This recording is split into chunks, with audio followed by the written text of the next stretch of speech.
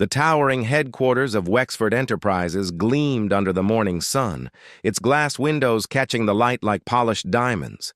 For decades, Wexford had stood as a symbol of old money power and corporate dominance. But beneath its glittering surface, cracks were forming, projects failing, debts piling up, investors losing faith. And on this particular day, the one person who could have saved Wexford Enterprises walked through its revolving glass doors. Her name was Danielle Parker. Danielle was no ordinary woman.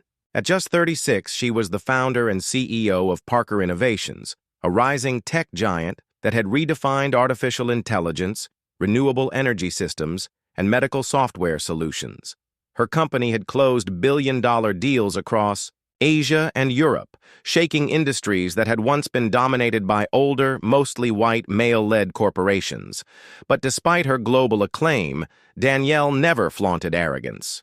She wore elegance in subtle tones, a tailored navy blue suit, understated pearl earrings, a watch gifted by her late father. Her natural curls framed her face with quiet dignity. She carried herself like someone who knew her worth, but never needed to shout it. Today, she wasn't just another CEO attending a meeting. She had been invited by Wexford's own board of directors. They were desperate for her capital infusion and cutting-edge technology to keep their company alive. But sometimes fate has a cruel way of testing people.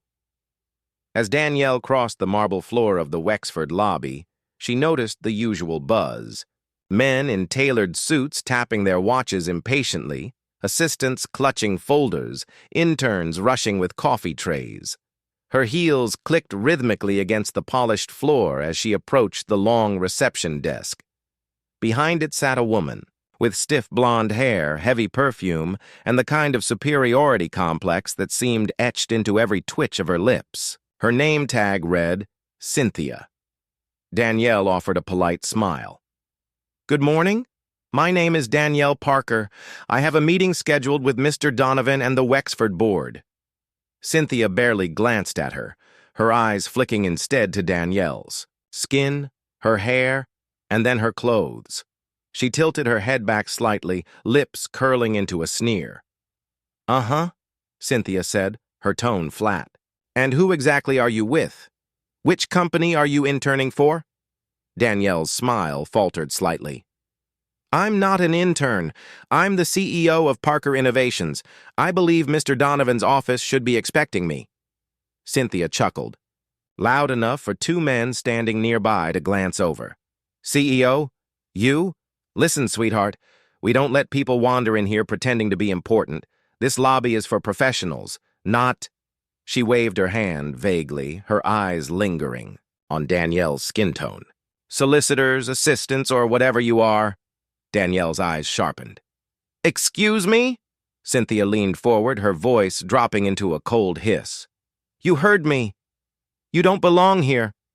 I don't know how you got past security, but I'll call them right now unless you turn around and get lost." The words struck like daggers. For a moment, Danielle's mind flashed back to childhood memories, times when teachers assumed she couldn't afford to be in gifted programs, times when neighbors clutched their purses tighter as she walked by. But Danielle was no little girl anymore. She was a woman who had built a global empire. Still, she stayed calm. She pulled out her phone, opened the official email chain with Wexford's CEO, and held the screen up for Cynthia to see. "Mr. Donovan invited me personally," Danielle said firmly. "I have the confirmation right here. Now, if you'll just—" But Cynthia rolled her eyes. "Fake emails. Clever, but it won't work on me." She pressed a button on her desk phone. "Security, please come to the lobby. We've got a situation." Danielle lowered her phone slowly, her chest rising with a quiet breath. She stared at Cynthia for a long, hard moment. Then, in a low voice, she said, "You just made the biggest mistake of your company's history." And with that, Danielle turned on her heel and walked out, the echoes of her heels ringing louder than ever. Upstairs on the 42nd floor, chaos was unfolding. Mr. Donovan, the silver-haired CEO of Wexford, was pacing in the boardroom, his tie loosened, sweat dotting his forehead. Around the long mahogany table sat his anxious executives. "Where is she?" Donovan barked. "Danielle Parker was supposed to be here 20 minutes ago. We need this partnership." An assistant scurried in, fumbling with a clipboard. "Sir, there's no sign of her in the building. Reception hasn't checked anyone in by that name." Donovan's face went pale. "What? That's impossible. She confirmed just yesterday." The board members exchanged worried glances. For weeks, Wexford's stock had been plummeting. Investors were restless. If Parker Innovations withdrew, they had no lifeline left. But Danielle Parker never walked through their boardroom doors. Instead, she was sliding into the back seat of her Rolls-Royce, pulling out her phone. "Cancel the Wexford deal," Danielle instructed her assistant. Her tone was steady, but her eyes glimmered with quiet fury. "Cancel?" her assistant asked, stunned. "But we spent weeks preparing. Are you sure?" Danielle's lips curved into a knowing smile. "Redirect all resources to Dawson Global. They treat us with respect. Wexford? They'll get nothing." "Yes, ma'am," her assistant replied. Danielle ended the call, leaned back in her seat, and whispered to herself, "Never again will I waste my time on people who can't see past their own prejudice." Within hours, Wexford's leadership was scrambling. Emails flooded Danielle's office. Voicemails from Mr. Donovan begged for another chance. By the next morning, headlines splashed across the business world. Wexford Enterprises loses Parker. Innovations partnership. Stocks plummet as Dawson Global secures billion-dollar deal. Inside Wexford, boardroom meetings turned into screaming matches. Employees whispered about the rumor that their receptionist had turned away Danielle Parker, telling her to get lost. When the truth finally surfaced, it spread like wildfire. Shareholders demanded resignations. Donovan's credibility shattered. Cynthia, the receptionist, was escorted out of the building in tears, her career in ruins. 2 weeks later, Wexford Enterprises filed for bankruptcy protection. The empire that had once towered over the city crumbled into dust.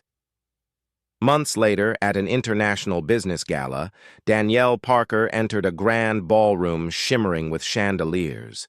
Her presence turned heads instantly. Conversations paused. CEOs and world leaders alike recognized her. The woman who built an empire and destroyed another with a single decision. Across the room, Mr. Donovan spotted her. His face was ghostly pale, his shoulders slumped in defeat. He tried to approach, but his steps faltered when Danielle raised her champagne glass toward him with a small, cutting smile. "Next time," she said, her voice calm but piercing. "Teach your staff to treat everyone with respect. You never know who's walking through your doors." The surrounding guests erupted in applause. Cameras flashed. Danielle's words weren't just directed at Donovan, they echoed to every executive in the room. Danielle Parker had built her empire not just on innovation, but on dignity, and she had delivered a lesson no one in the corporate world would ever forget.